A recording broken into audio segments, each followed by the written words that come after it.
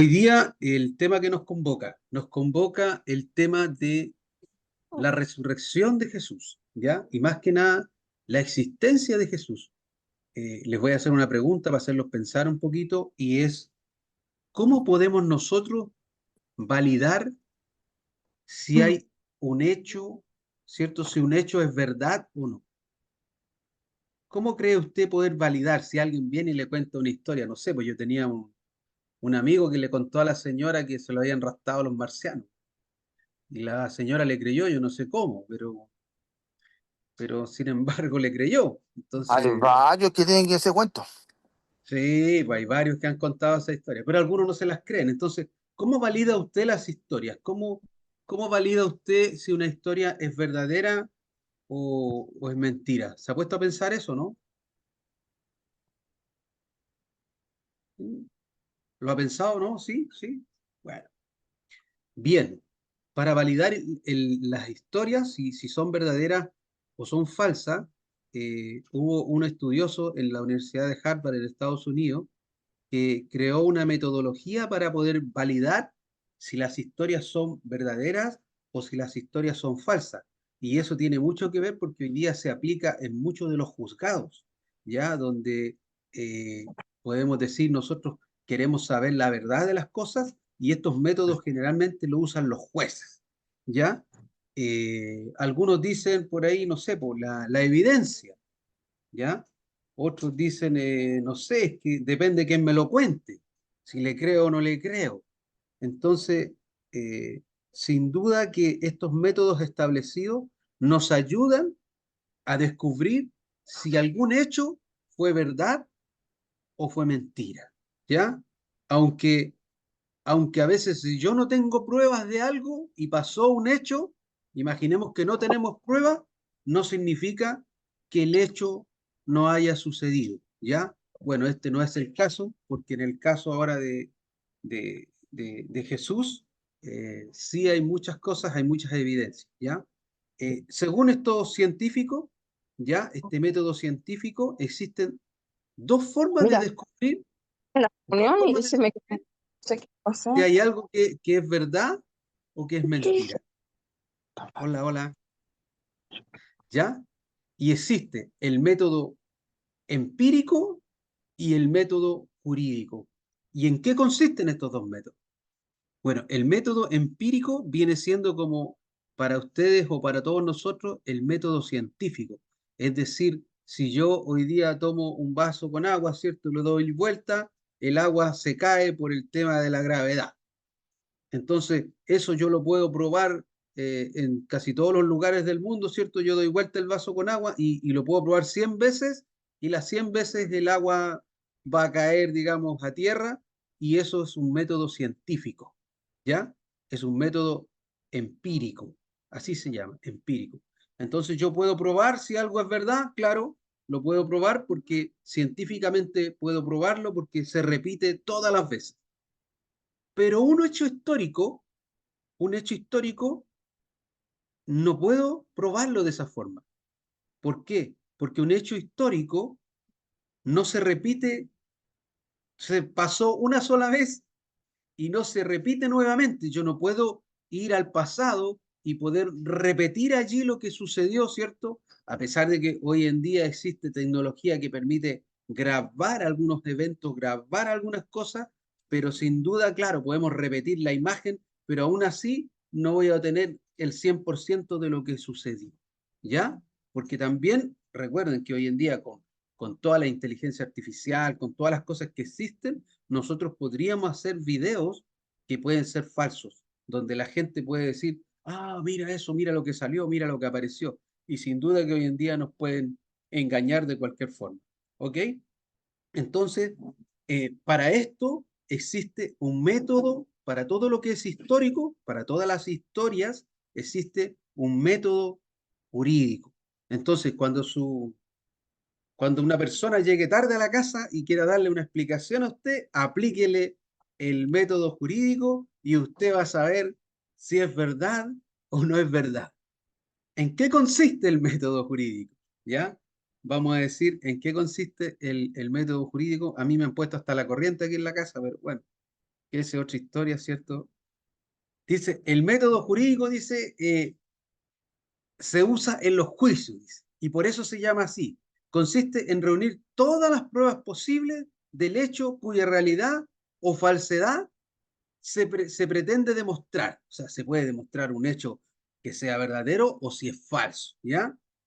Dice, porque la ausencia de prueba no significa falsedad del hecho, ¿ya? Sino solo que es posible que hubiera ocurrido. Pero no dejó pruebas. Las cosas pueden ocurrir, pero no dejar pruebas de ello. Si yo mato a alguien, dice, y soy lo suficientemente hábil como para no dejar pruebas, puedo ser juzgado y salir limpio del juicio por falsas pruebas.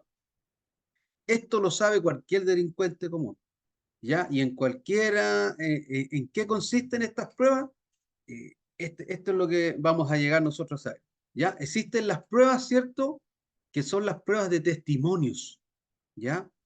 Existen las pruebas escritas y las pruebas orales. Esas son las pruebas que se usan en el método jurídico. Entonces, los testimonios son de personas, ¿ya? La Biblia dice en el Antiguo Testamento, ¿cierto? Que, que generalmente se necesitaba testigos para poder afirmar o negar algún hecho histórico, ¿ya? Eso está escrito en los 10 mandamientos, ¿cierto? O sea, no en los 10 mandamientos, sino en la ley de Moisés, donde dice que a las personas les solicitaban, ¿cierto?, que tuvieran testigos. Pero también la Biblia nos habla de que hay falsos testigos, ¿ya? Entonces, el método jurídico, ¿cierto? También pueden presentar alguna gente falsos testigos, ¿cierto? Y pueden dar falsos testimonios, ¿ya? También existen los escritos, ¿ya? O las transmisiones orales, ¿ya? Que significa que han pasado de boca en boca, de historia en historia. A este profesor que creó este método jurídico, ya que era de la Universidad de Harvard, él era ateo, él era una persona que no creía en Dios, ¿cierto? Que no creía en Jesucristo, que no creía que Jesús resucitó, ¿cierto? Porque si hoy día lo vemos nosotros, alguien nos viene y nos dice, oye, una persona resucitó, sin duda que es algo muy sorprendente, que para la época seguramente, a lo mejor, o en la cultura en que ellos vivían, a lo mejor ver que alguien resucitara, sin duda a lo mejor era normal, no lo sé, porque depende, pues nosotros, para nosotros lo que es normal hoy, no sé, pues ver un milagro, sin duda que es difícil, encontrarnos con cosas distintas a lo común, para nosotros es muy sorprendente y nos sorprende. Entonces, en esa época, sin duda que ver a una persona levantarse de la tumba, sin duda que era algo muy complicado, era algo que alguien se lo contaba, sin duda que era más creíble, sí, en esa época que en esta época, ¿ya? Porque nosotros a partir del año 1600, ¿cierto? Empezó un tema de dejar de creer en todas las cosas a menos que se nos prueben, ¿ya? Y nosotros hoy día, para poder creer algo, necesitamos pruebas, necesitamos evidencia, ¿ya? Y en esto justamente es que en qué coincide el método jurídico, ¿ya? Consiste en los hechos que sucedieron, los testimonios, los escritos, ¿cierto? Y la transmisión oral de algo que sucedió en esa época, ¿ya? Eh, Dice, en el caso de la resurrección de Cristo, tenemos que usar el método jurídico. No sirve para nada el empírico, dice. Y testimonios tenemos otra cosa, es que nosotros no lo creamos. O sea, hoy en día, si nosotros quisiéramos llevar a un juicio la resurrección de Jesús, o sea, si quisiéramos llevarlo a un juicio, ¿cierto? Jurídico, sin duda que las pruebas van a determinar que Jesús existió y que Jesús sí resucitó. ¿Ya? En cualquier lugar del mundo que le hagamos nosotros este juicio con las pruebas que existen, ¿ya? Con los testimonios, con la escritura y con todas las cosas, vamos a llegar a la conclusión de que Jesús sí existió, de que Jesús sí resucitó, ¿ya? Y aquí nosotros vamos a ir recorriendo cómo sucedieron las cosas, ¿ya?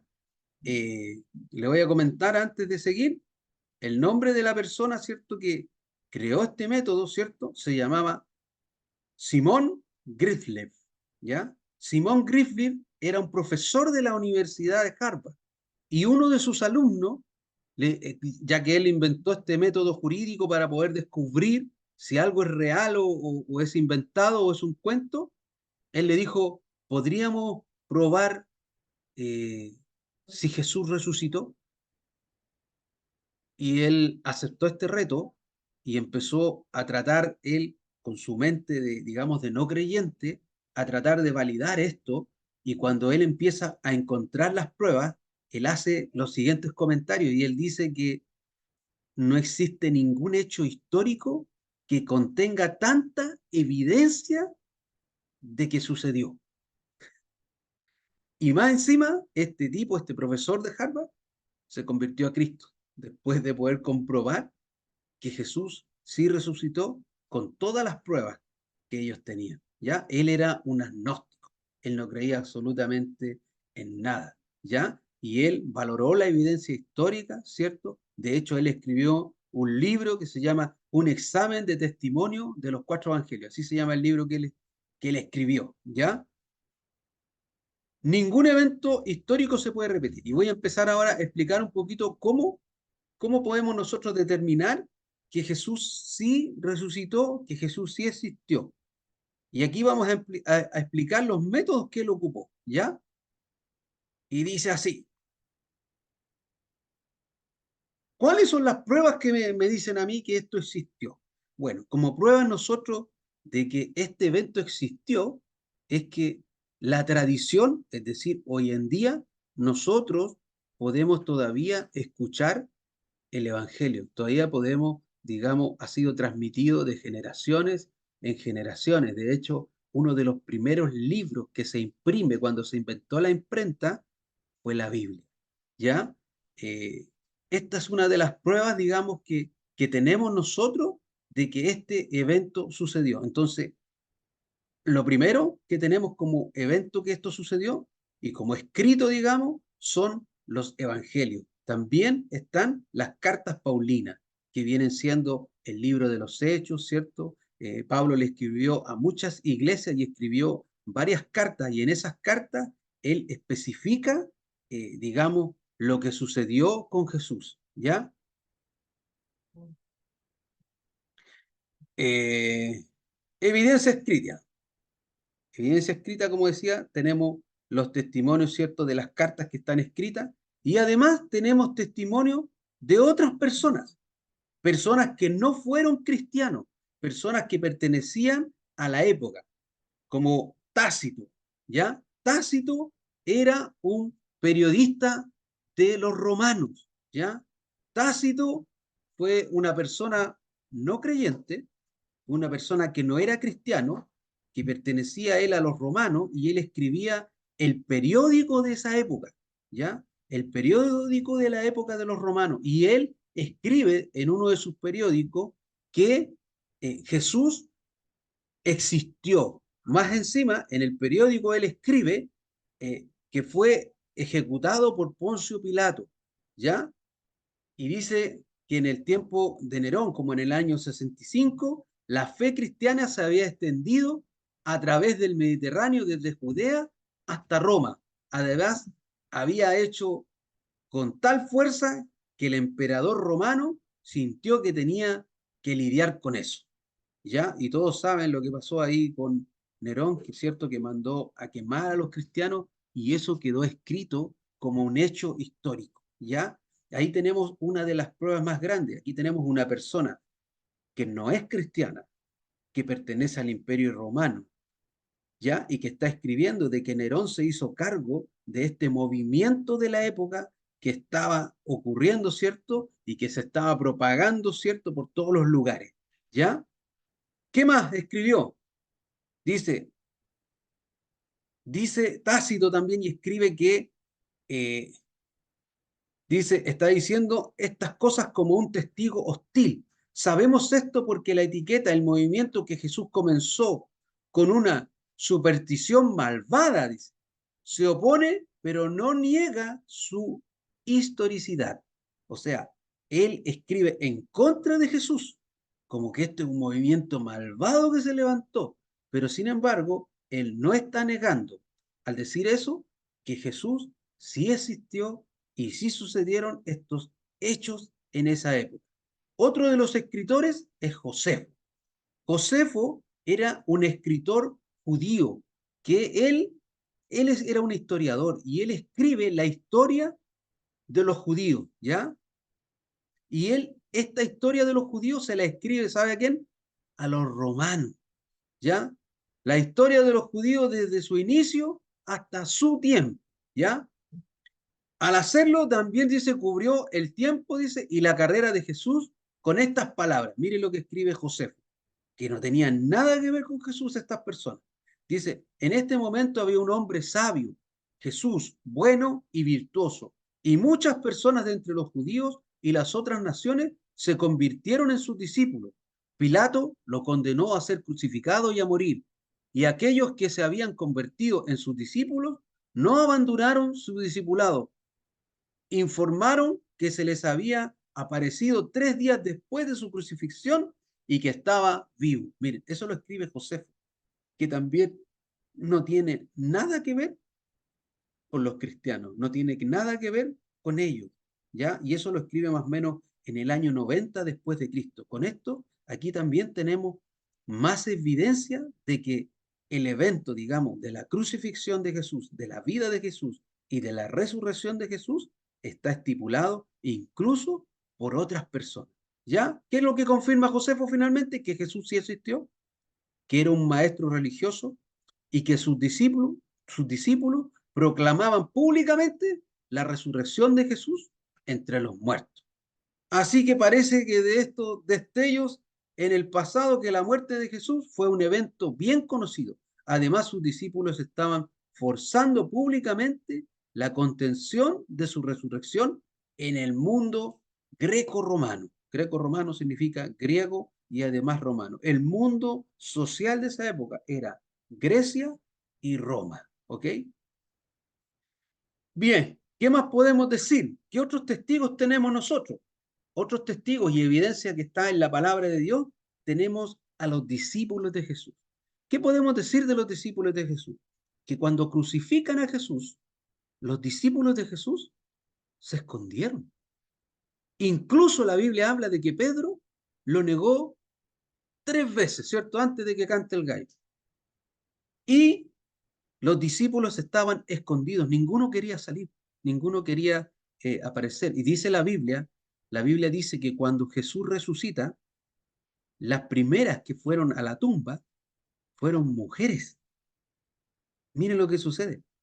Y las mujeres encuentran la tumba vacía, ¿cierto? Y se topan con una persona afuera, ¿cierto? Que se dice que era un ángel, ¿cierto? Que les dice, ¿por qué buscáis entre los muertos al que está vivo? ¿Cierto? Y ellas salieron corriendo inmediatamente sin parar y le avisaron a los discípulos, ¿cierto? Que Jesús había resucitado, ¿ya? Y los apóstoles, ¿qué hicieron? No creyeron. No creyeron inmediatamente. Pero dice la Biblia que había 2 de los discípulos que salieron corriendo inmediatamente, dice que corrieron rápidamente hacia la tumba y que había uno más rápido que el otro, ¿ya? Y ese discípulo más rápido, dice la Biblia, que llegó hasta la puerta de la tumba, pero no entró. Y el que venía más atrás, dice la Biblia, corrió y cuando llegó a la tumba, entró, pero en seco. Y cuando ve la tumba vacía, dice que quedó totalmente impresionado. Y ellos volvieron nuevamente, ¿cierto?, a donde estaban los demás discípulos y dice la Biblia, ¿cierto?, que allí se les aparece Jesús y le dice, no temas, dice, yo estoy aquí, ¿cierto? Y cierto que le muestra sus manos a Tomás, ¿cierto? Porque Tomás dijo, yo no creo hasta no ver, ¿cierto? Y sin duda que Jesús se les aparece a ellos. Entonces tenemos como testigos a los discípulos que vivieron su resurrección. ¿Y qué podemos decir de los discípulos? Que los discípulos tuvieron un cambio brusco en su actuar, porque pensemos en esto, ellos estaban escondidos, pero después de la resurrección de Cristo y después de que el Espíritu Santo vino sobre sus vidas, Los discípulos salieron a predicar y a hablar abiertamente, abiertamente. Y una de las cosas que escribe este profesor de Universidad de Harvard dice eh, que los discípulos, imagínense, hubiera sido mentira. Y él lo pone ahí, él lo escribe en el libro y dice, imagínense que este evento hubiese sido mentira. Y a los discípulos, la muerte que tuvieron los discípulos de Jesús, fueron muertes, pero realmente unas muertes duras, unas muertes donde ellos los martirizaron, fueron mártires. Entonces él pregunta esto y dice, yo moriría por una verdad. Si Jesús resucitó y es verdad, ellos murieron por una verdad. Pero él se pregunta esto y dice, ¿quién sería capaz de morir por una mentira? Porque por último, si era mentira y me iban a sacrificar, no sé, pues me iban a colgar, me iban a matar, estaba condenado a muerte, no bastaba con que yo dijera, dice, no, en realidad fue un invento de nosotros y se salvaban. Y eso es lo que este profesor investiga y se da cuenta de que los discípulos son uno de los testigos fieles de que Cristo resucitó. Y no solo los discípulos, ¿ya? Porque también más gente vio a Jesús cuando resucitó. La Biblia habla de más de 500 personas vieron a Jesús. Y después Pablo dice, incluso en una de sus cartas, dice, y después me apareció a mí. Y ojo, porque también ese es uno de los grandes eh, testigos de que esto sucedió, porque Pablo era uno de los que perseguía a la iglesia, era una persona que estaba en contra de la iglesia y que incluso cuando se encontraba con ellos, él los entregaba a las autoridades para que los matasen, para que los apiedrasen. Dice la Biblia incluso que dice que él estuvo de acuerdo en que mataran a Esteban, en que lo apiedraran. Entonces, que una persona que esté en contra de un movimiento, de un minuto a otro, ¿cierto? Empieza a creer en este movimiento, empieza a hablar de este movimiento, empieza a testificar de este movimiento y que incluso lo toman preso, lo golpean, le pegan, lo llevan a la cárcel, lo trasladan, ¿cierto? Y él empieza a testificar, incluso lo llevaron hasta preso a Roma, ¿cierto? Allí donde murió, ¿cierto? Y dio su vida por esto que se le presentó en su vida, ¿cierto? Que el Señor se le presentó en su vida. Sin duda que también Él es uno de los testigos más grandes que podemos tener nosotros en la Biblia, ¿cierto? Y eso todo lo habla en el libro de Hechos para los que les gustan leer harto la Biblia. ¿Ya? La tumba vacía. Mire lo que dice este profesor. Él dice, hay dos alternativas nomás. Dice. O la tumba estaba vacía o el cuerpo de Jesús estaba en la tumba. Entonces él se pregunta esto, bueno, si el cuerpo de Jesús estaba en la tumba,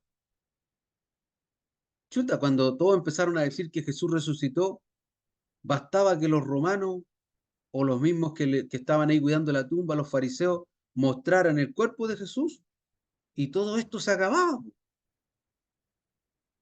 Entonces, este profesor llega a la deducción de que el cuerpo no estaba en la tumba. Teníamos dos alternativas. O el cuerpo estaba en la tumba o no estaba en la tumba. Entonces, si el cuerpo no estaba en la tumba, porque ya llegamos a la deducción de que el cuerpo no estaba en la tumba, porque todo esto, si fuera un cuento, si fuera una historia que inventaron, ¿cierto? Ellos mostrarían el cuerpo y simplemente se acabaría todo. Pero el cuerpo no estaba en la tumba. A esa deducción llega este profesor de Harvard. Y él se da cuenta además y dice esto, dice, bueno, si el cuerpo no estaba en la tumba, cae la otra teoría que todos muchos proponen, ¿cierto? Que es la que dijeron incluso aquellos que estaban ahí cuidando la tumba, ¿cierto? De los religiosos de la época, que dijeron, vinieron los discípulos y se robaron el cuerpo. Entonces empezamos a sacar la cuenta y él empieza a validar la evidencia de que si eso era posible. Y primero él llega a varias conclusiones. La conclusión primera que llega es que los discípulos cuando crucificaron a Jesús estaban todos atemorizados y escondidos. Era imposible que ellos planearan un plan tan macabro de ir y evadir a todos los soldados, ¿cierto? Engañarlos sin que ne cayera ni uno, sin que se dieran cuenta ellos, ¿cierto? Mover una piedra que pesaba alrededor de 1500 kilos. 1500 kilos pesaba la piedra que tapaba la tumba.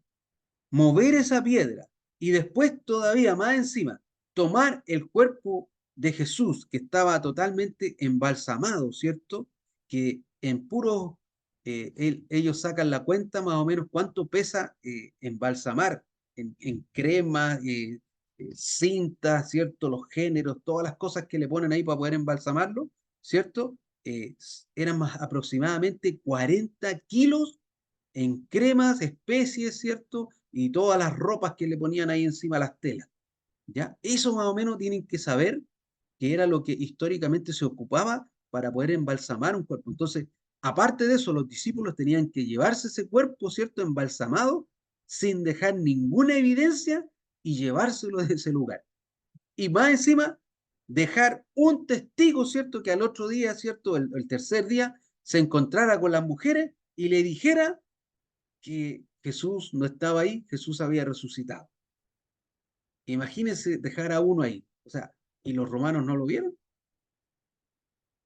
y él empieza a cuestionar todas estas cosas y se da cuenta que eso no podría haber sido planificado, menos por los discípulos, ni siquiera hoy en día nosotros que hoy día tenemos un montón de películas y historias y cosas así de gente que se ha escapado de un montón de lugares y ha hecho planes así como la misión imposible, ¿cierto? Y eso para la época estaba como muy fuera de lugar, o sea, era demasiado macabra la historia de que los discípulos se hayan robado. ¿Ya? Esa es una de las cosas que propone, ¿cierto?, esta persona. Dice, aquí dice, aquí lo tengo yo escritito y resaltado, dice. Además, Jesús de aparecer a Pedro, ¿cierto?, a Cefas y luego a los 12, dice, después se le apareció a más de 500 hermanos a la vez, la mayoría de los cuales vive todavía, así dice el libro de Hechos.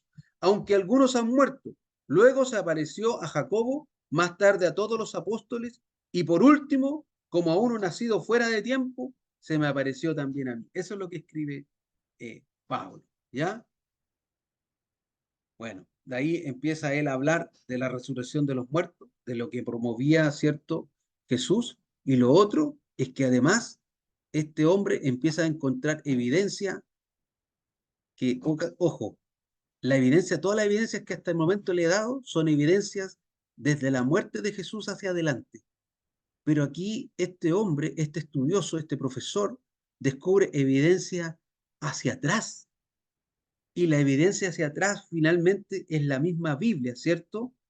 Donde aparece allí que el Hijo de Dios iba a resucitar y empieza a hablar del Hijo de Dios. Entonces, cuando él empieza a ver en la escritura, en la historia, digamos, del pueblo hebreo, de los judíos, ¿cierto? Empieza a descubrir que todo esto ya estaba escrito desde antes, encuentra una evidencia que estaba como anticipada a la época, ¿ya? Entonces, ¿cómo se iba a negar algo que todavía no sucedía?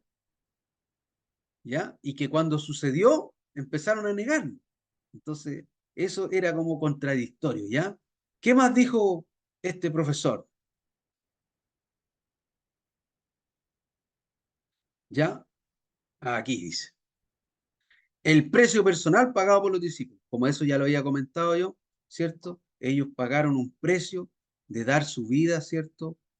Por lo que creyeron, ¿cierto? Por lo que vieron, por lo que fueron testigos, porque realmente ellos sabían que si el Señor resucitó, ellos también iban a resucitar, ¿ya?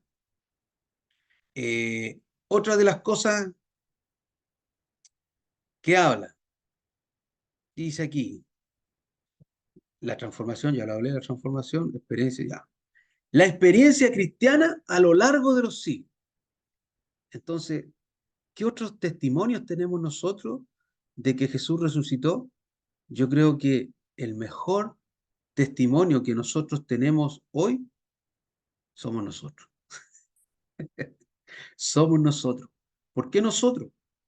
Porque yo puedo decir fehacientemente que Dios ha hecho muchas cosas en mi vida y que yo conocí a Dios a través de Jesús, porque Él dejó el testimonio, ¿cierto?, de las Escrituras, dejó a los discípulos, les encaró, ¿cierto?, que fueran y que predicaran por todo el mundo, y hoy día ustedes y yo hemos podido escuchar de este Jesús, hemos podido escuchar la palabra de Dios, y sin duda que de mis oraciones, eh, Dios ha contestado muchas oraciones, y eso es algo que también ha transformado un poco, ¿cierto?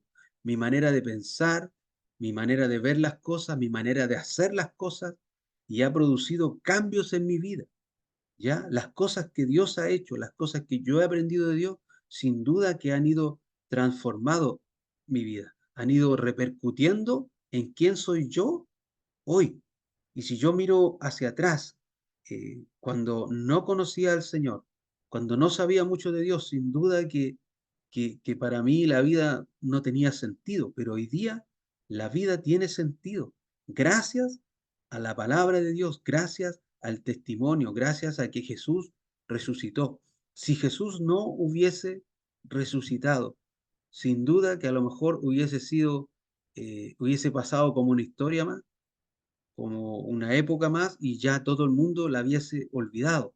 De hecho, también habla este profesor de la Universidad de Harvard que se convirtió, que era agnóstico, que él después de hacer esta prueba, esta evaluación jurídica, descubre que sí Jesús existió, que Jesús resucitó y que todo fue real, y él se convierte al cristianismo. ¿Ya? Eh, pero dentro de todo esto, este profesor dice también que las mismas personas que estaban en contra de esto, en contra de Jesús, persiguiendo a los cristianos. De hecho, una vez se reunieron el sumo sacerdote, los principados de ahí del Sanedrín, se reunieron, ¿cierto? Y se reunió incluso un hombre que era el considerado que era el mejor profesor de la época, ¿cierto? Eh, y fue el profesor de Pablo, incluso, ¿ya? Y ellos le preguntan y le dicen, ¿sabes qué? ¿Qué vamos a hacer contra este movimiento? Porque no podemos pararlo. Amenazamos a los discípulos, los amenazamos de que no hablaran, los tomamos presos, les pegamos, los golpeamos, los echamos, los expulsamos de la ciudad y vuelven a venir al templo, vuelven a venir acá, vuelven a hablar, vuelven a enseñar. Y ese hombre, ¿cierto? Que se llamaba Gamaliel, les dice, dentro de toda su sabiduría, les dice, ¿sabes qué? En la historia se han levantado muchas personas diciendo un montón de cosas, pero al tiempo después, todas las cosas mueren. Muere su historia, muere el tipo y los movimientos se caen. Pero este movimiento no se cae. Entonces, este hombre dice, ¿no será que estamos luchando en contra de Dios? Él les dice eso y está escrito ahí en la Biblia y está en el libro de Hechos. Y este hombre, este gran sabio de la época, le dice, ¿no será que estamos luchando en contra de Dios? Y porque si estamos luchando en contra de Dios, esto no lo va a parar nadie. Y así fue, no lo paró nadie. Sin duda que a los discípulos se les pegó, se les maltrató, y ellos, a pesar de todo, volvían a pararse y volvían a predicar y volvían a ir donde Dios les decía que fueran. Y ellos estaban ahí presentes y los milagros y las cosas sucedían y las cosas ocurrían. Y yo no sé si en su vida usted ha visto o ha conocido milagros. Sin duda que sí hay milagros hoy. Sin duda que ocurren cosas. Sin duda que Dios sigue trabajando en medio de nosotros. Y hoy día el testimonio más cercano, yo creo, a las personas para que conozcan al Señor somos nosotros. Somos nosotros. Dios de alguna manera hoy día quiere seguir eh, avanzando con esta buena noticia, porque Dios no quiere que nadie se pierda. Dios quiere que todo el mundo le conozca, que todos podamos acceder a esta gracia, a este perdón. Dios quiere bendecir nuestra vida, Dios quiere ayudarnos, quiere cambiar nuestras vidas, quiere que vivamos una vida buena, una vida abundante, una vida mejor. Y nos enseña que a veces hay cosas duras que le vienen a todo tipo de personas, cristianos y no cristianos, pero que las cosas cuando estamos con Él, sin duda que con Él son diferentes, sin duda que con Él son más llevaderas, sin duda que con Él tenemos por lo menos a quien dirigirnos, a quien poder acercarnos y poder rendir nuestra vida y decirle y pedirle, ¿cierto? Todas nuestras necesidades, ¿ya? Y no es alguien como un genio que cumple todos tus deseos, no. Dios es grande, soberano, poderoso, bueno, grande en misericordia, pero Él sabe de qué tenemos necesidad, Él sabe que necesitamos y Él, ¿cierto?, nos va a dar lo que nosotros necesitamos, no lo que nosotros queremos, pero sí lo que necesitamos cada día. Así que, chiquillo, esta es la prueba fehaciente, ¿cierto? Este profesor de Harvard, de la Universidad de Harvard, se convirtió y él evaluó toda esta evidencia jurídica, ¿ya? Y descubrió finalmente que Jesús sí existió, Jesús sí resucitó y que Él vive. Así que usted puede decirle a cualquier persona que crea o no crea, que lleve a esto a evaluar toda la evidencia que existe. Y en la evidencia, al evaluarla por el método jurídico, se va a dar cuenta que Jesús sí existió. Hoy día nuestra historia divide la historia en dos: antes de Cristo y después de Cristo. Las evidencias de que Jesús vino a la tierra están. Las evidencias de que Jesús resucitó están. Las evidencias de que hoy día el Espíritu de Dios está con nosotros y que Dios sigue con nosotros porque así lo prometió Jesús están. Porque nosotros somos hoy esa evidencia. Así que Dios les bendiga,